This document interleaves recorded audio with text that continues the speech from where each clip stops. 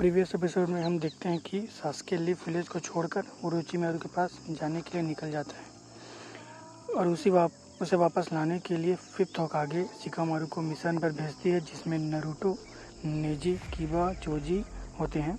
अब आगे दूसरी तरफ हम देखते हैं कि सास्के और ओरोचिमारू के साथी आधा जंगल पार कर चुके थे। तभी वो एक जगह रुककर उनमें से शकुन सास्के से बोलता है कि हमें आगे जाने के लिए पहले कुछ ज़रूरी काम करने हैं। तो सास्के पूछता है कैसे काम? तो शकुन बोलता है कि आगे जाने के लिए पहले तुम्हें एक बार मरना होगा। ये लो, ये एक ख़ास तरह का दवाई है, तुम्हें इसमें से एक लेना होगा। सास्के बोलता है कि तुम लोग का क्या इरादा है? तब वो निंजा बोलता है कि ये एक बेर खाने से तुम्हारे गर्दन पर जो कर्स मार्क है उसकी पावर बहुत बढ़ जाएगी, पर उसमें एक दिक्कत है। कर्स मार्क की ताकत बढ़ने से तुम्हें बहुत दर्द होगा, इतना कि तुम मर सकते हो। ये सुनकर सास्के चौंक जाता है और बोलता है कि मेरे मरने के बाद क्या होगा? तब वो निंजा बोलते हैं कि चिंता मत करो, हम सब यहाँ इसलिए तो हैं। जब तुम इसमें से एक पिल खाओगे हम एक पावरफुल बैरियर बनाएंगे, जिससे इन पिल का प्रभाव कम हो जाएगा, जिससे तुम मरने के बजाय दर्द के मारे अधमरे हो जाओगे। थोड़े टाइम के लिए सास्के बोलता है कि मैं तुम लोगों पर भरोसा क्यों करूं? तो वो निंजा बोलते हैं कि जब बात कर्स मार्क और बैरियर जुत्सु की हो तो हमसे बेहतर कोई नहीं। तब थोड़ी देर बाद सास्के बहुत सोचने के बाद उसमें से एक पिल निकाल कर खाने लगता है, और जैसे ही उन निंजा जो कहा था सास्के को बहुत दर्द होने लगता है। तो फिर वो निंजा एक बैरियर बना के सास्के को एक बॉक्स में रखते हैं और उसे पूरी तरह से सील कर देते हैं। और उनका ये काम ख़त्म होने के बाद वो बॉक्स को लेकर चारों आगे निकलते हैं।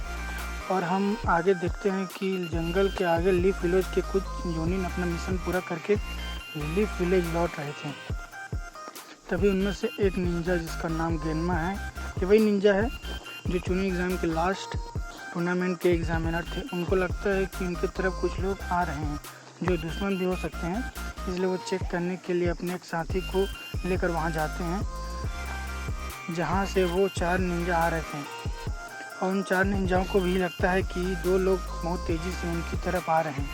तो ये देखकर पता लगता है कि जब विलेज पर अटैक हुआ था उस टाइम भी ये 4 निंजा वहाँ मौजूद थे, और इन 4 निंजाओं ने ही थर्ड होकागे और ओरोचिमारू के चारों ओर बैरियर बनाया था, जिसके कारण लोग थर्ड मारे गए। तब वो 4 निंजा 2 जोनिन से लड़ने के लिए कर्स मार्क की पावर का यूज़ करते हैं और उनके बीच लड़ाई शुरू हो जाती है। बाकी 2 जोनिन को चिंता होने लगती है कि उनके साथी अभी तक वापस क्यों नहीं आए, और वो अपने साथी को ढूंढने जाते हैं। और थोड़ी दूर जाने के बाद वो उन्हें ढूंढ लेते हैं, जो बहुत बुरी तरह से जख्मी होते हैं। वैसे वहाँ लड़ाई होने की वजह से वो जगह पूरी तरीके से बदल गई थी। सुजुने अपने मेडिकल जुत्सु से उनके ठीक करने लगती है। तभी गेनमा सेंसे बहुत मुश्किल से बोलते हैं कि वो 4 बहुत ताकतवर हैं, उनके जुत्सु साधारण नहीं हैं। सुजुने उन्हें बोलने से मना करती है, और दूसरी तरफ हमारे 4 यंग निंजा अपने लीडर के बताए फॉर्मेशन से आगे बढ़ते हैं। तभी किबा अपने सुनने की ताकत से कुछ अजीब महसूस करता है और बोलता है कि सास्के हमसे ज़्यादा दूर नहीं है, लेकिन मुझे कुछ दूर आगे से खून की महक आ रही है। शायद आगे कुछ और लोग हैं। शायद मुझे लगता है कि हमारी तरफ कुछ और लोग भी सास्के को बचाने आए होंगे, और शायद दुश्मन और उनके बीच लड़ाई हुई होगी जिससे दूसरे लोग घायल हुए होंगे। चाहे कुछ भी हो जाए, हम सास्के के पीछे जाएंगे और उसे बचाएंगे। फिर किबा नारुतो को बोलता है कि तुम्हें किसने बोला बोलने को? जहाँ तक मुझे याद है हमारा लीडर शिकामारू है, इसलिए क्या करना है ये सिर्फ वही तय करेगा। फिर शिकामारू बोलता है कि मुझे लगता है हमारे दुश्मन ने हमें फंसाने के लिए आगे जाल बिछाया होगा, इसलिए चौकन्ने रहो। तो नारुतो बोलता है कि मैं समझ गया, लेकिन उन्हें ढूंढने के बाद मैं अपना नया जुत्सु से उन्हें ख़त्म कर दूंगा। फिर नारुतो की बात सुनकर किबा सोचता है कि ये लड़का, जब भी मैं इससे मिलता हूँ हर बार इसके पास नई ट्रिक होती है। फिर अचानक से अकामारू और कीबा कुछ अजीब महसूस करते हैं और शिकामारू से बोलते हैं कि दुश्मन की महक यहाँ से आ रही है। इतना सुनते ही शिकामारू सभी को तुरंत रुकने को बोलता है और सभी वहाँ रुक जाते हैं। फिर शिकामारू अपने ऊपर देखता है जहाँ पेड़ पर एक पेपर बम लगा होता है। ये देखकर नेजी बोलता है कि इस तरह के पेपर बम हमारे आसपास और भी हो सकते हैं। ये एक perimeter बैरियर है। तो चोजी पूछता है कि ये perimeter बैरियर क्या है। तो शिकामारू बोलता है कि ये एक निंजेत्सु ट्रैप है जो फटने का इंतज़ार करता है जब तक कोई इसके अंदर ना आ जाए। हमारे दुश्मन बहुत ज़्यादा शातिर हैं, हमें बाकी के पेपर बम को ढूंढना होगा।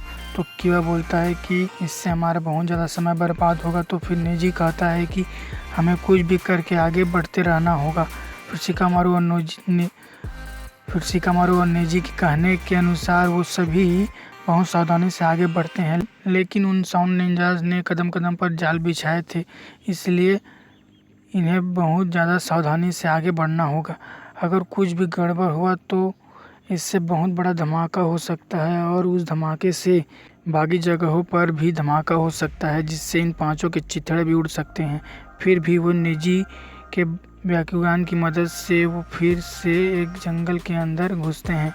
फिर नेजी अपने ब्याकुगान से उन साउंड निंजास को ढूंढता है जो ज़्यादा दूर नहीं थे पर पास में ही थे।